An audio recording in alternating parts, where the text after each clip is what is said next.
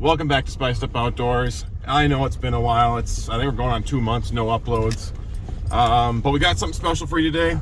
I was going to do a video about vacuum sealed preserved meals. We'll get to that later. But for now, we're actually on Lake Superior with an 18-foot boat, 20-mile-an-hour gust of winds, and you're going right out there. Yeah.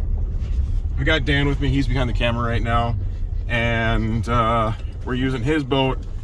Neither of us have gone on Lake Superior without a charter, so this is going to be interesting to say the least. That's why I brought you guys with. So let's just do this. Let's get it over with. All right, we're out here. We're an 18-foot boat on Lake freaking Superior. 18.8, thank you. Sorry, 18.8.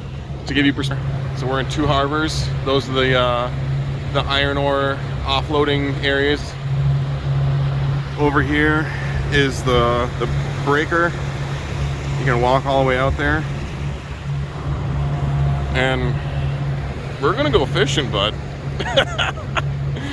So nervous. I'm pretty nervous. I'm not gonna lie. I know you're confident with your boat, but I'm nervous. All right, I hope the camera not far from shore isn't downplaying this, but these are look at how these are pretty decent rollers. At least they're spread apart. You said about what, 6-foot waves here, nice and slow rolling. Some of them are 4, 3, 4. Every once in a while 6 probably. But when 5 or 6. the nose gets lower than the horizon, it's because the wave is coming up to the front of the boat. It's doing just fine in them, but this is pretty nerve-wracking for me, I'm not gonna lie. Okay, see, here's a good one coming up here. Right, so nose is up and nose is way down. Yeah, this is fun. We better catch a fish. Dan's back here rigging them up right now. Oh, that one was sideways.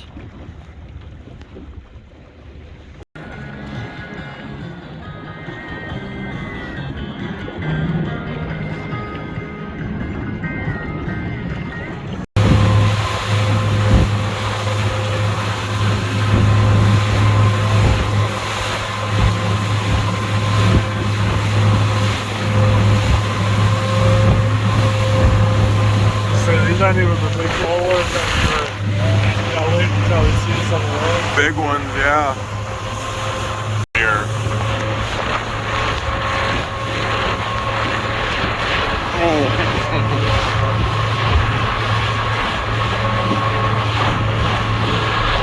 It just doesn't seem okay. Ice season is now over, and it's time to put all the ice season stuff away, which is unfortunate, but we're gonna go over how to take care of your gear and kind of do a once over on everything when the season's done and you're getting ramped up for summer fishing. So let's get started with that. So something I really like to do during this time of this 2-month lull of not being able to ice fish for walleye and stuff like that is I like to air out and take care of my equipment. So right now we're not on the ice. We are actually in my yard. So what I'm going to do in here is give my equipment a once over. So there's a few things I know that broke during the ice season. It's one of the hubs. It's this hub. So I know that this little piece of metal right here broke off on my hub at some point during ice fishing. So I'm gonna either replace that part now or kind of make a mental note that, hey, that's broken, or just don't even do anything about it. But just so you know what is and isn't broken in your hub. Next up, I'm gonna step outside and take a look at all these grommets to make sure that they're holding up fine. This one here looks good. I know there's a couple that are a little bit beat up.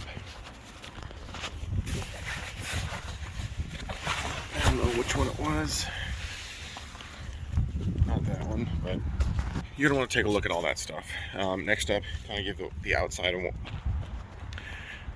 gonna take a look at all your windows. Make sure your windows are good. I know all my windows are good because I barely used them.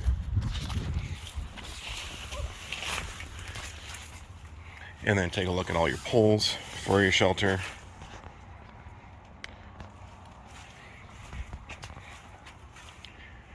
These ones are also good. I don't think I had any pole issues. Now, as far as ice fishing poles go, I've got my normal gear bucket here that I normally use. What we're gonna do is each and every one of these rods, I've just got a cheap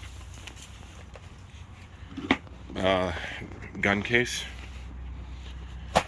So you could be fancy and go get the clam rod holder. It's massive. It's gonna protect your rods, but so will this for a fraction of the price. So what we're gonna do is what I did with this one here. I'm gonna just break down the handle if your rods can do that. Set it in there all nice like. When you tension this down, make sure it's not torquing the rod because it's just gonna set memory in there. Just make it nice and relaxed, just enough to hook the hook on the eyelet. And we're going to do that over and over and over again until we get this thing loaded up. Alright, so we got everything in there. I've got 6 rods in here, and I think that's about as much as you'd want to do. I'm also going to take my rattle wheel here and just kind of slap it right there in the middle. Make sure it's not going to get pinched by anything. And if you notice, I've got just the handle for this one hanging out there. That Piscifun reel doesn't really contort back as far as I needed to, so all I did was just went ahead and took the handle off. No big deal. But now we can take this. There's going to be a little bit of resistance because there's the foam on both sides of these, if I can get it to close right. There we go.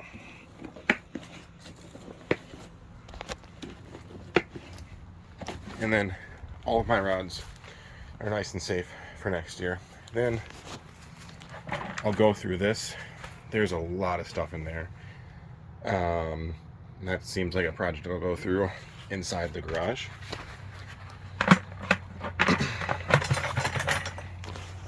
So if you're wondering why did I go and put this up aside from checking the brakes and the wear and tear that I already know is here. With any tent, shelter, anything that's made out of like nylon, and especially something that's used during ice fishing season that takes a heck of a beating, you want to set it up in coolish, warmish, dry weather. That's what we've got a lot of right now. So I'm taking the chance with all the windows to air this bad boy out. So I just want a consistent breeze coming through here when I do store it away for the season, that no mold is building or anything like that. So this has actually been up overnight because I got too lazy to take it down. But that's basically why I have this up right now, and I'm going to go ahead and take it down here in a minute and get it packed away.